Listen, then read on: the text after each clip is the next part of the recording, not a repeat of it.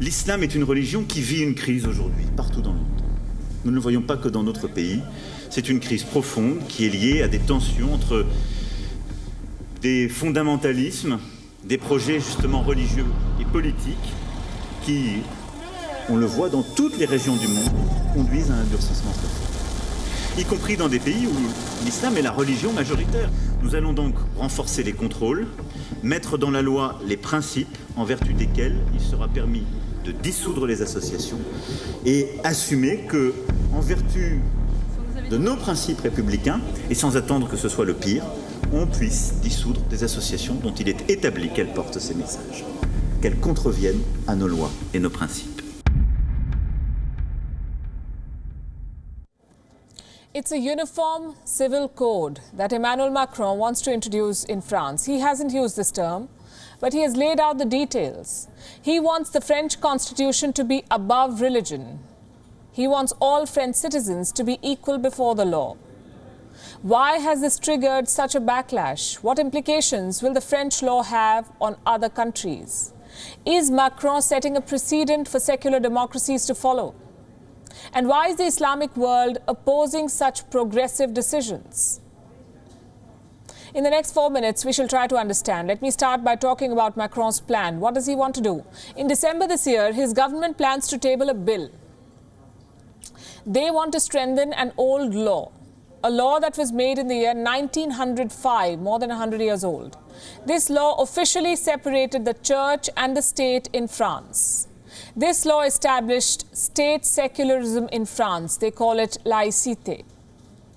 It was based on two important principles. One, the neutrality of the state, and two, the freedom of religious practice. What President Macron plans to do is amend the second principle. He says people have the right to belong to any faith, but they should not have the right to display religious affiliation in schools or public service. What does that mean? What will this new law do?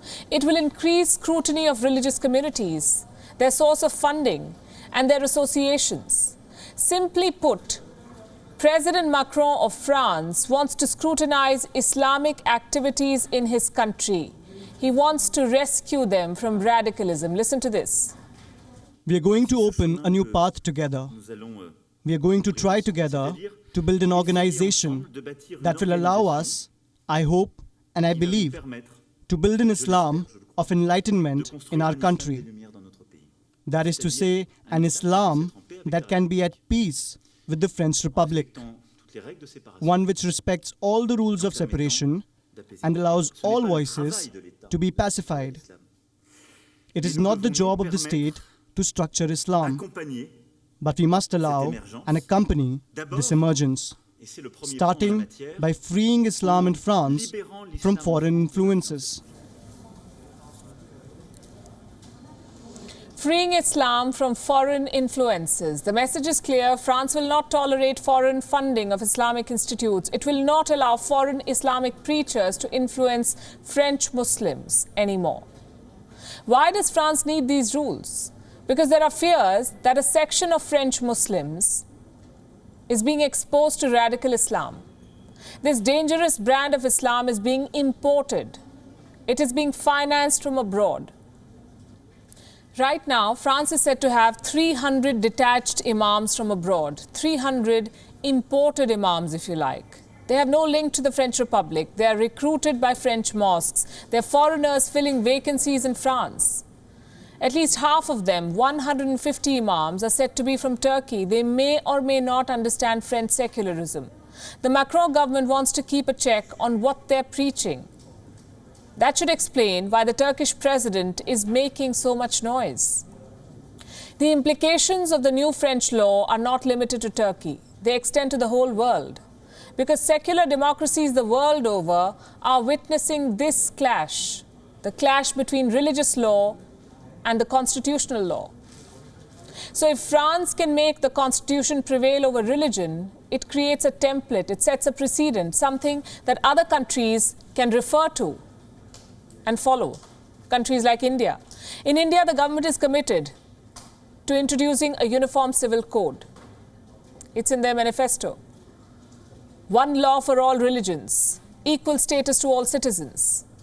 If a liberal centrist Western leader like Emmanuel Macron can justify a uniform civil code of sorts, so can India. So can countries like Norway and Sweden.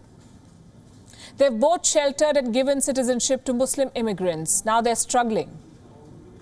These European countries are witnessing a cultural conflict, a clash of local laws with religious laws, a gap between locals and immigrants. Last month we saw riots after members of a far-right group set a copy of the Quran on fire.